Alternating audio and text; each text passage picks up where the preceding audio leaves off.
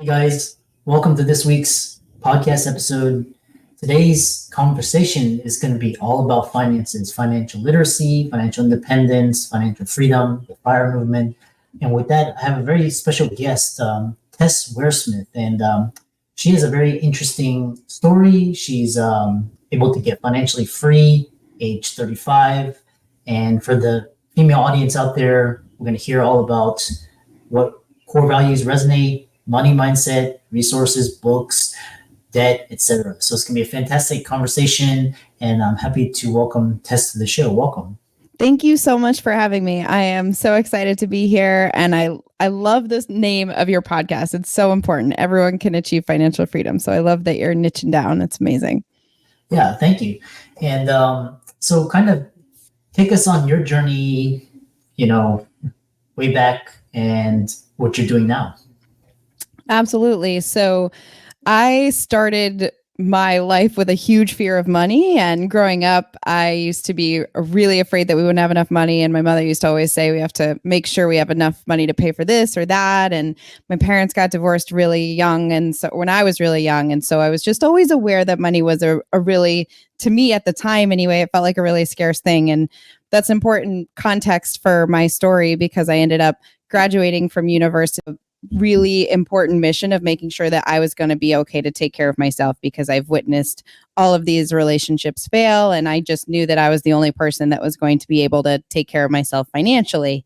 And so, I was lucky enough to have the opportunity to save a lot of money in my 20s when I worked in a very interesting job. Actually, my first job out of college, I graduated into a recession, so I couldn't find any work anywhere. So I ended up being an aerial acrobat on cruise ships. That was my first job. So I worked on Royal Caribbean cruise ships. And it was great because I was able to save a lot of money because I didn't have to pay for food. I didn't have to pay for accommodation. So that was very helpful. But one of my core beliefs about money, which is now I've realized is not accurate and something that I spend my entire business now demystifying is that investing is too complicated for the average person. So when I finally had enough money saved up and I felt like I was ready to invest, I didn't do it myself. I didn't really try to educate myself that much. I just figured I need to find someone smarter than me to take my money and to invest it for me. And that's the only way I'm going to be able to do it. So I ended up doing that. I found a financial advisor, a fiduciary, which for those of you that don't know, a fiduciary is somebody that's legally obligated to act in your best interest. And the short version of this story is that I gave them my money and after a few years realized that I was paying extraordinary amounts in fees, thousands of dollars in fees. This person also sold me an annuity, which was not suited for me at my age. I was 27 at the time, and the annuity, which is a product that helps you create your own pension in retirement, a product that was better suited for people in their late 50s. So all in, I lost tens of thousands of dollars by working with this person and not educating myself on the basics of investing. And so after I had a ton of shame because I'd lost all this money, I committed myself to learning everything I could. I talked to millionaire investors. I read every single book, and I'm happy to share some of my favorite books that I think are a good place to start.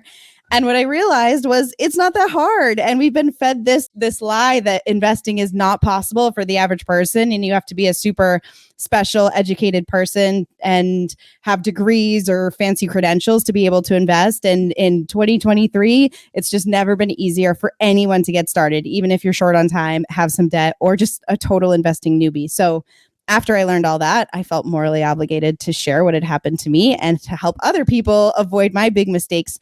And so I started a business called Wealth with Tess. And now I teach women in their 30s and 40s how to invest using super simple strategies that literally anyone can do. So that's my origin story. And that's what I do now. And I love sharing it because there's nothing better than realizing that something you thought was really complicated is actually a lot easier than you thought it was.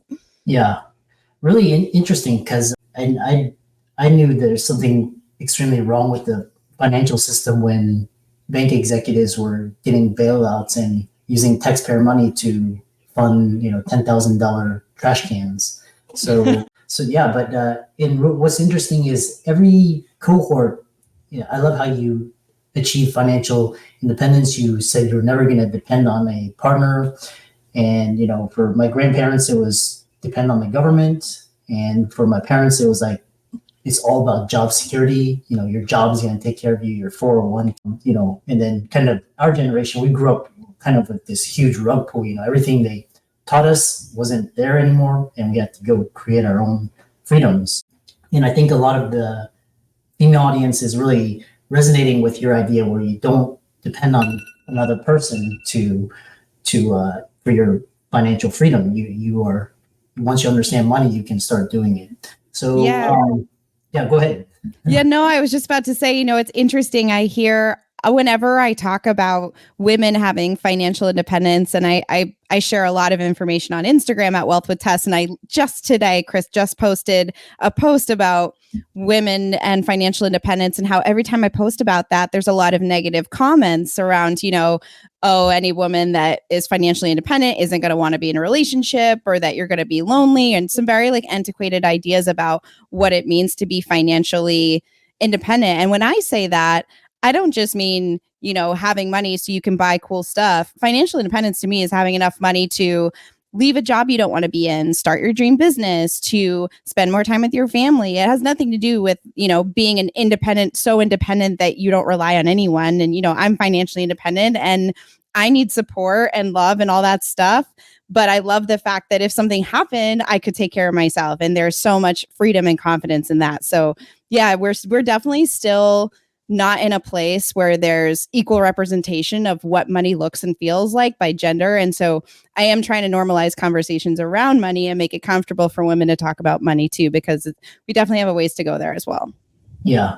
It's all about empowerment, economic empowerment. And the other thing was you talk about is, quote, "I'm bad at money" story is BS. And talking to entrepreneurs such as yourself, extremely successful, it's actually about habits and mindset. So kind of talk about the 3 things you need to start investing. Sure. So one thing that I share a lot, like you just mentioned, is, your bad at money story is probably BS. And the reason I say that is because so many talented, brilliant people and women will tell me, oh, I'm bad at money, or I'm not good at it.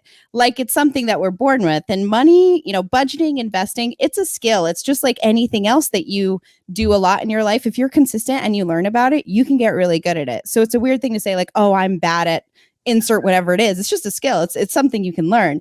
And so when anyone says that to me, I gently usually challenge them and say, are you bad at money, or have you not dedicated any time to it? Because if you haven't read at least one book or listened to a couple podcasts, you're not bad at money. It's just unfamiliar to you. So that is my overarching message whenever I'm talking to any group of people that says anything like, I'm not smart enough to learn how to invest, or I'm bad at money.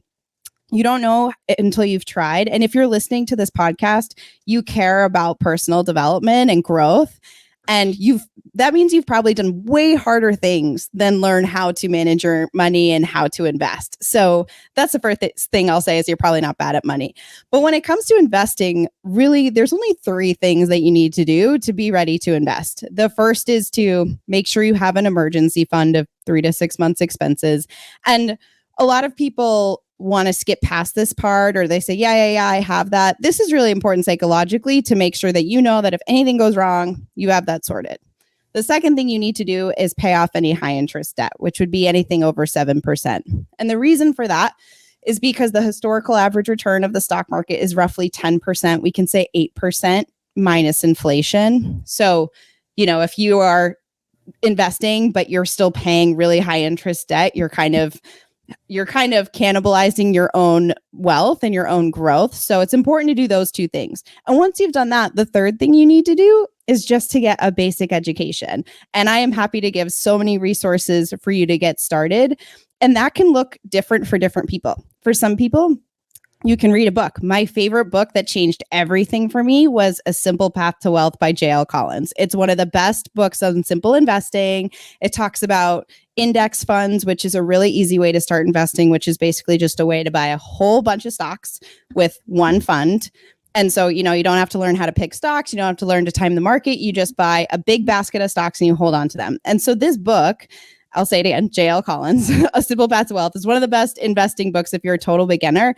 Is invaluable. Like that one book that'll probably take you, 4 hours to read. It's actually a really easy read. Is enough information that can change your life in terms of how much money you end up at retirement. So that is the third step. The third step is to get an education. And when people have financial anxiety or they feel like they don't have enough money to retire, the thing you need to do is learn about why you feel that way. Why are you nervous about retiring? And it's probably because you just don't know how much you need and you don't know the basics of investing. And so what's cool now is that there's so many ways to get educated. A book is one way. There's great podcasts. There's a podcast called Money with Katie, which is exceptional. And she talks all different ways to get started investing and adjacent money topics as well.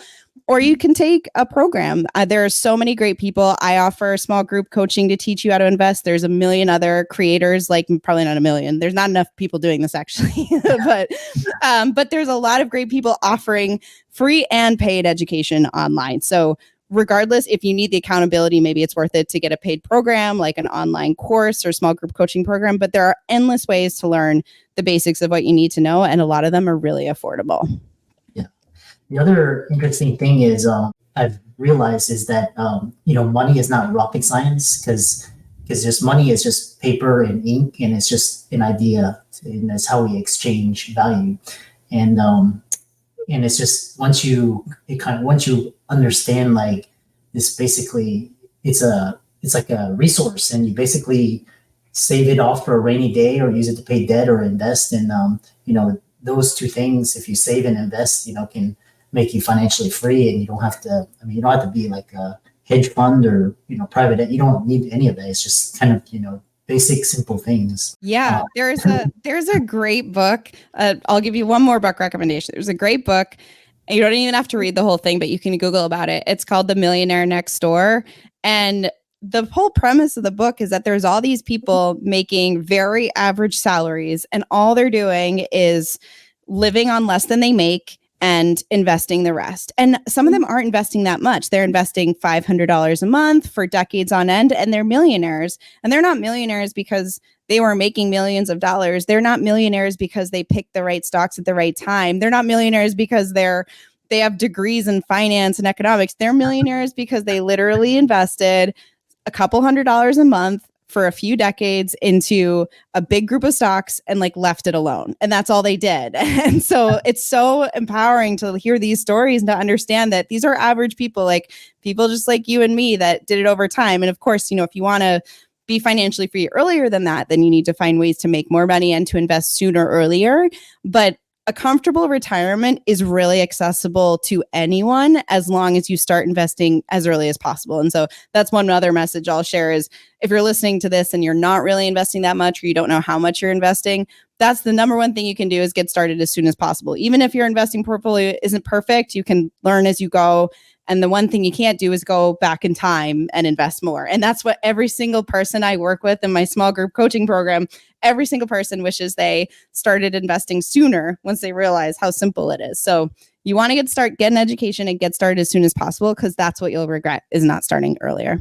Yeah, you're referring to the power of compound interest. I talked to a lot of Gen Zs and all of them are more financially conscious than I'm Gen X, a Gen X millennial, and they're much more they're starting to save 10-20% just index funds like you talked about. They're interested in reading about real estate and how money works, what is the Federal Reserve and what is fractional reserve banking, all of that, and they understand that their financial futures are in their hands. Which brings me to this question, and it's actually going a little bit off course, but everywhere you go to social media, you see these people touting standing next to Ferraris or Lamborghinis, or they're on yachts and they're surrounded by these celebrities, but then a year later they're gone. Kind of talk about how mainstream culture is really feeding us the wrong information about money. Yeah, I love that you brought that up. So one of my favorite quotes from another great book called Psychology of Money is wealth is what you don't see, it's money unspent. And we have this broken perspective of wealth and that is that wealth is something that you see. It's your house, it's your car. But if you take a step back and you think, okay, like, is that person wealthy because they have that car, or did they just spend $100,000 on that car? That means that they don't have that money growing in their accounts anymore. That means they already spent that money. That's money that they've already spent. And so some of the wealthiest people are usually people that don't appear to have a lot of money in the traditional sense of the way that we view the world and the way that we view wealth.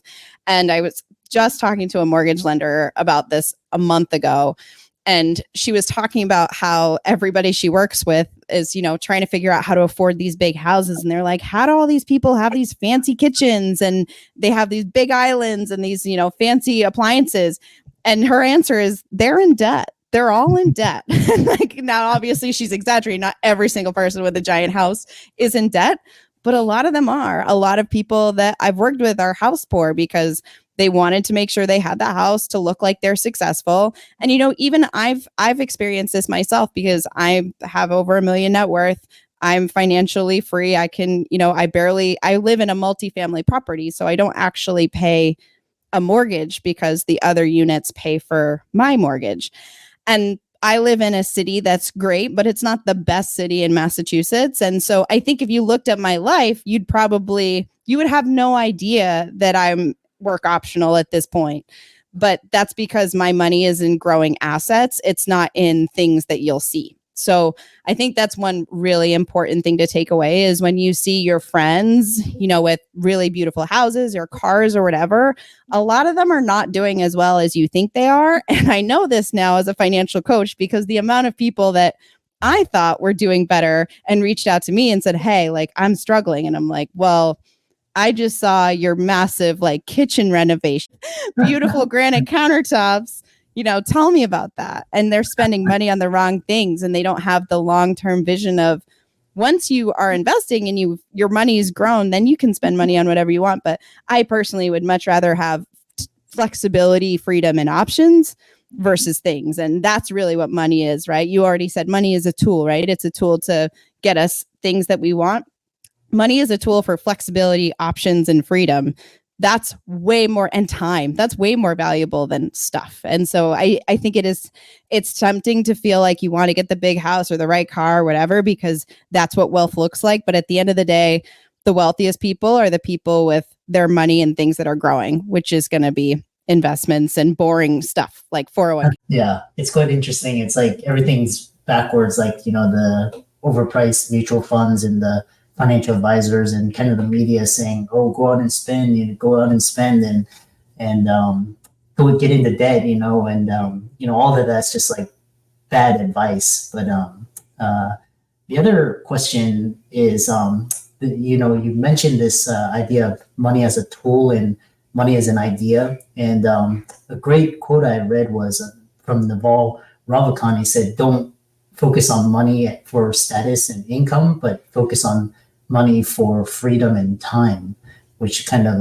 really jolted me, kind of this, because in the Western world, it's like our value is equated with achievement. That's how it's, Eastern and different countries view worth differently. The next thing is talking about is what are the most common myths females or women believe when it comes to investing? Yeah, so there's a few that are money in general, and then I'll add some about investing. So with money in general, I think that a lot of women feel guilty for wanting money and feel like it's greedy to want money.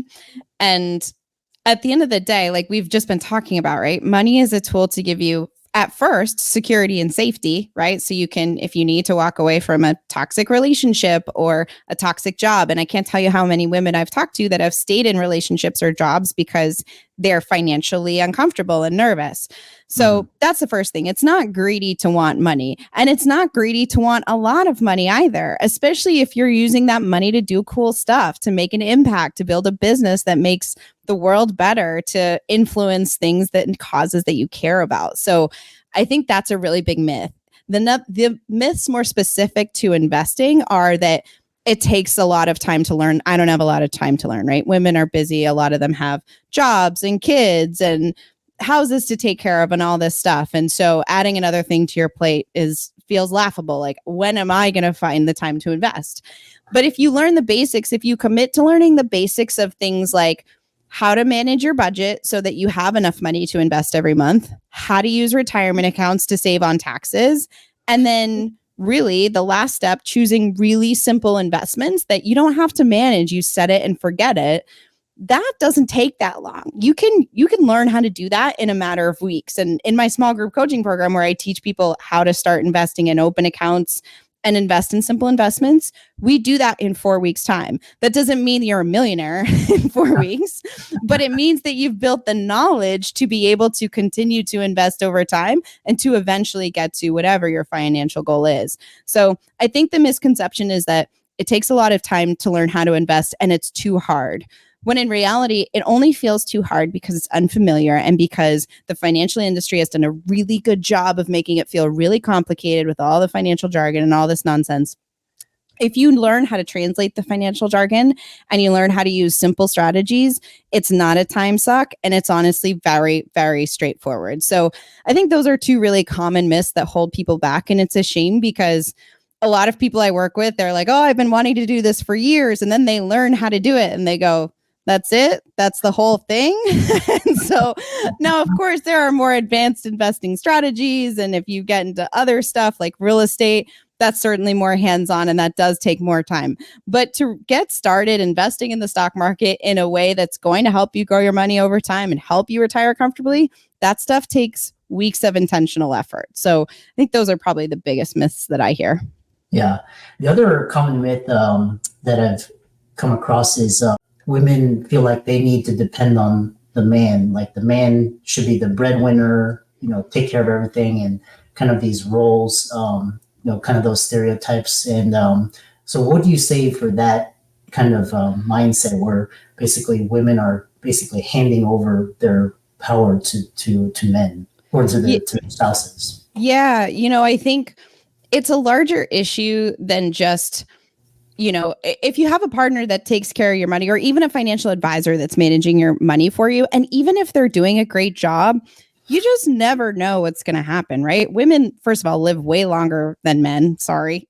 And so if you don't understand your financial situation and your partner passes away, that's going to be horrible because you're dealing with a horrible situation and you don't know how to manage your money. If there's divorce, 50% of people get divorced. That's a high percentage. And I know because of the women in my small group coaching program, a good chunk of them have just gotten divorced. And so they're managing their money for the first time. And I hate that they have to deal with that at that point, right? Like that's like a very stressful, anxiety producing, grief producing event in your life. And it's not something to take lightly. And it's certainly very emotional. That's not the time you want to be learning how to manage your money. And so I don't feel like it's optional. It's not about gender roles. It's really about safety and understanding like anything could happen. And so there are women I know that have great, amazing partners and they're great guys and they're awesome, but you just never know what's going to happen. And also, especially if you have kids, like you want to set an example for your kids to know the basics so that you can pass that knowledge on to them. And so there's so many reasons why it's so important to learn the basics. And if somebody discourages you from learning about your finances, that's because they want control. And that's a scary thing. And then that leads, there is such a thing as financial infidelity and financial abuse. And that's really scary. And you want to keep an eye out for that kind of stuff. But at the end of the day, it's not about whether you trust your partner or not. It's really about the fact that every single person needs to have a basic investing education because you never know what can happen. And especially for the people around you, especially if you have kids, you want to set an example for them and show them that this is something that they can do too. And that way, if they end up with a great partner, awesome. If they don't, that's okay too. And they can take care of themselves. So again, it goes back to some of the themes we've talked about, Chris, like freedom and options, right? Like that's what it is. It's a way to make sure that you have freedom and options, regardless of how you want to live your life. What a wonderful way to end it. How can people contact you? I know you've spoken at FinCon and you're on social media. Kind of how can people reach out to you, etc.? Yeah. So the best way to get in touch with me is to follow me on Instagram. That's where I post a ton of information at Wealth with Tess. And it's the one with the blue check mark. There's probably some others that are pretending to be me, but it's just the one with the blue check mark. And then if you want to get started, I have a free Savvy Investor Starter Pack that outlines those 4 steps that we kind of talked about over the 4 weeks to help you get started investing. And so there's a ton of great information in that. And that's at Savvy. And in that guide actually is a whole video. I think it's a 20-minute video of the 8 investing mistakes I see the most that can cost you thousands of dollars, most of which I've made, which is why I know about them. So if you want to avoid the mistakes that I made that cost me a lot of money, you can watch that video. So it's worth it for that. So that's Money Comfy. Excellent. And really fascinating talking about, not being financially dependent. Talk with my clients about financial freedom from their jobs. And, it's all about mindset and habits. All of Tess's resources will be in the links and show notes. And thanks for a fantastic podcast. Thank you so much for having me. I love these questions. I appreciate you bringing it up. That's so important that we normalize these conversations. So thank you for doing what you're doing. And I'm so excited to be here.